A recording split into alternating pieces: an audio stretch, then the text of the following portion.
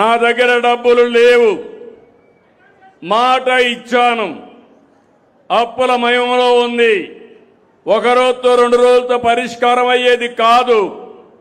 ఎందుకంటే మీరు ఒక వ్యవసాయం చేస్తే పంట రావాలంటే ఎన్ని రోజులు పడుతుంది? ఒక పిల్లవాడు ప్రయోజకుడు కావాలంటే ముందు పెళ్లి చేయాలి, పిల్లవాడు పుట్టాలి, వాడిని చదివించాలి. మనకు చేదోడు వాదోడుగా రావాలంటే 20 ఏళ్ళు 25 ఏళ్ళు పడుతుంది. ఇప్పుడు పరిశ్రమ పెడితే నేను మొన్నే ఇక్కడ విండ్ ఎనర్జీ వచ్చింది. విండ్ ఎనర్జీ వస్తే ఇమ్మీడియట్గా పెట్టాను. ఇప్పుడే తొందరలో రాగలిగింది, ప్రొడక్షన్ కూడా వచ్చే పరిస్థితి వచ్చింది. ఏదైనా కొన్ని నెలలు పడుతుంది, కొన్ని సంవత్సరాలు పడతాయి. ఈ వారసత్వం తిరగరాయాలంటే, చేసిన విధ్వంసం నుంచి బయటపడాలంటే చాలా సమయం పడుతుంది. ఈరోజు మీరు చూడండి, మీ పట్టాదారు పాస్ పుస్తకాలు మార్చేశారు, మీ రికార్డులు మార్చారు. ఒక ముఖ్యమంత్రి 14-15 నెలలు నెలవారీగా రావాలి. రాకపోతే ఎవడో ఒక డబ్బులు తీసుకుంటాడు. డబ్బులు తీసుకుంటే ఈ ముఖ్యమంత్రి లాభం లేదు, మమ్మల్ని ఏది ఇస్తున్నారు, డబ్బులు తీసుకున్నారని మీలో అసంతృప్తి వస్తుంది. నేను చెప్పాలి, మళ్ళీ చేయాలి, చేయించాలి. ఇలాంటివన్నీ మీరు చూస్తే చాలా సమస్యలు క్రియేట్ అయినాయి. ఒక పక్క సంక్షేమాన్ని మళ్ళీ హామీ ఇస్తున్నా. నేను కష్టపడేది మీకోసరం, పేదవాళ్ళ కోసరం, పేదవాళ్ళకు అండగా ఉంటా. చెప్పిన సూపర్ 6 ఇవ్వడానికి అనునిత్యం కష్టపడతానని మరొకసారి మీ అందరికి హామీ ఇస్తున్నా. ఈరోజు మీరు చూసి తల్లికి వందనం, ఎంతమంది పిల్లలుంటే అంతమంది పిల్లలకి ఇచ్చాం. నిన్న మొన్న కొత్త ప్రోగ్రాం కూడా ఇచ్చాను మీకు. ఒకప్పుడు పాపులేషన్ కంట్రోల్ అన్నా, ఆపరేషన్లు చేసుకోమన్నా, ఇప్పుడు జనాభాని పెంచమంటున్నా. దానికి కారణం జనాభా తగ్గిపోతా ఉంది, అంతా వయసు మళ్ళిన వాళ్ళే తయారవుతున్నారు. ఒకప్పుడు పెద్ద కుటుంబం, సంపద ఉండే కుటుంబం అనుకున్నాం. అంటే జనాభా అనే కుటుంబమే సంపదగా ఆలోచించాం. ఇప్పుడు డబ్బుల మీద ఆశ మళ్ళీ ఇప్పుడు చూస్తే ఒకరే కావాలనే పరిస్థితికి వచ్చారు. నేను ఆ రోజు చెప్పింది, ఒకరు ముద్దు, ఇద్దరు వద్దు, ముగ్గురు అసలే వద్దని చెప్పాను. ఇద్దరు ఓకే అన్నాను. ఇప్పుడు అంటున్నా, ఒకరు వద్దు, ఇద్దరు ఓకే, ముగ్గురు ముద్దరి నేనే చెప్పే పరిస్థితికి వచ్చాను. ఇవన్నీ కూడా 20 ఏళ్లలో 30 ఏళ్లలో. ఎందుకంటే కాలం మారింది, పరిస్థితులు తారుమారైనాయి. ఇప్పుడు మనం గుర్తుపెట్టుకోకపోతే రేపు రాబోయే రోజుల్లో మనం పనులు చేయాల్సింది మెషిన్ల కోసం పనిచేయాల, మనుషుల కోసం కాదు. చాలా దేశాలు ఈ అనుభవంలోకి వచ్చాయి. దేశాల్లో జనాభా తగ్గిపోయింది, కుటుంబాలు విచ్ఛిన్నం అయిపోతున్నాయి. మనం కూడా గుర్తుపెట్టుకోవాలి, పెన్షన్ కోసం కుటుంబం విడిపోతా ఉంది, ఇండ్ల కోసం కుటుంబాలు విడిపోతున్నాయి, రేషన్ కోసం కుటుంబాలు విడదీసేస్తున్నారు. నేను అందుకే ఆలోచించి పెద్ద కుటుంబానికి ఎక్కువ ప్రభుత్వ సహాయం చేయాలని ఒక నిర్ణయానికి వచ్చాను. తొందరలోనే వస్తాం. అప్పుడు మీరందరూ కలిసి ఉంటారు.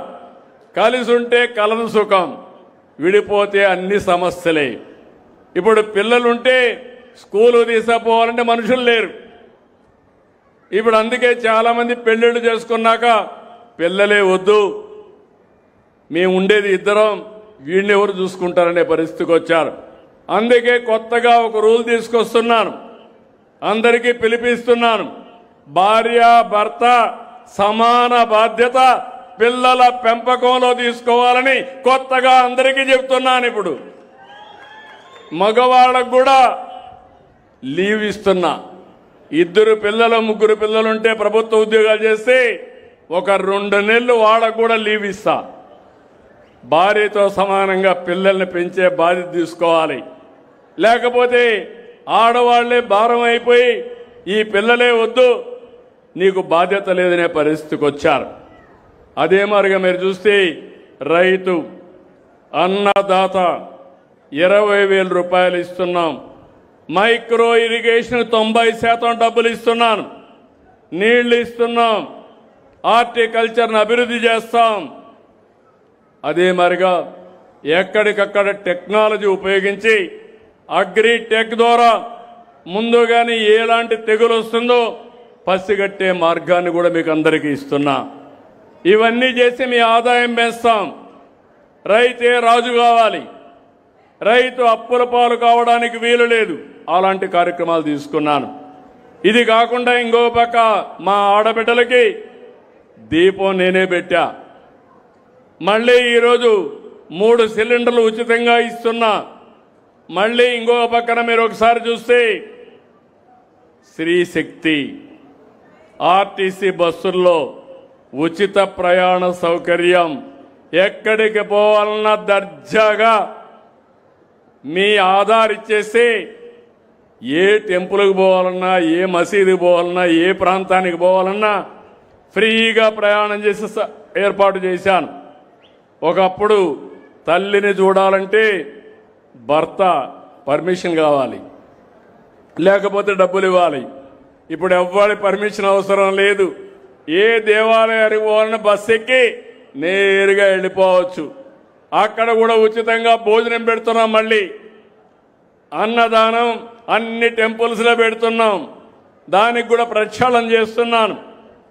అంటే మీరు ఒక్కసారి గుర్తుపెట్టుకుంటే ఇదే ప్రభుత్వం 5 ఏళ్లు ఏ విధంగా ప్రయత్నం చేశారు, ఇదే ప్రభుత్వం ఈరోజు ప్రజల కోసం ఎట్లా అందుబాటులో ఉన్నాం గుర్తుపెట్టుకోవాలి. ఇప్పటి వరకు 50 కోట్ల మంది ఆర్టీసీ ఉచిత ప్రయాణాన్ని ఉపయోగించుకున్నారు, ఉచితంగా ప్రయాణాలు చేశారు. ఇంకో పక్కన నేను డిఎస్ఏ పెడతా అన్నాను, కానిస్టేబుల్స్కి ఇస్తా అన్నాను. చెప్పిన మాట ప్రకారం మెగా డిఎస్ఏ పెట్టా. పిల్లలందరికీ ఉద్యోగాలు క్రియేట్ చేయడానికి ముందుకు పోతున్నా. 20 నెలల్లో 6,58,000 మందికి ఉద్యోగాలు ఇచ్చిన ఘనత ఈ ఎన్డీఏ ప్రభుత్వానికే దక్కింది. ఎక్కడ చూసినా గుంతలు పడిపోయిన రోడ్లు భయంకరంగా ఉన్నాయి. నా దగ్గర డబ్బులు లేవు, మనసుంది, ఏం చేస్తామో చేయమన్నా. ఇక్కడే జనార్దన్ రెడ్డి గారు ఉన్నారు, ఇక్కడే మా కేశవ్ గారు ఫైనాన్స్ మినిస్టర్ ఉన్నాడు. ఆయన కేశవ్ అయితే ఏది అడిగినా డబ్బులు లేవంటా ఉంటే డబ్బులు ఎట్టొస్తాయో ఆలోచిద్దాం, ముందు శాంక్షన్లు ఇమ్మన్నాను. ఈరోజు ఘనంగా చెప్పగలుగుతున్నా, సంతోషంగా చెప్పగలుగుతున్నా, నంద్యాల జిల్లాలో ఆర్ఎండ్బి రోడ్లన్నీ కూడా గుంతలు లేని రోడ్లుగా తయారు చేశాం. ఇంకా పంచాయతీరాజ్ రోడ్లో నాకు ప్రాబ్లం ఉంది. నేను పవన్ కళ్యాణ్ గారు మొన్న కూడా ఆలోచించాం. ఒక 4,000 కోట్ల రూపాయలు వాళ్లకు నిధులు కేటాయిస్తున్నాం. ఇవన్నీ కూడా మీరు గుర్తుపెట్టుకోవాల్సింది. ఆ రోజుకి ఈ రోజుకి పరిపాలన ఎట్లుందో మీరు గుర్తుపెట్టుకోవాలి.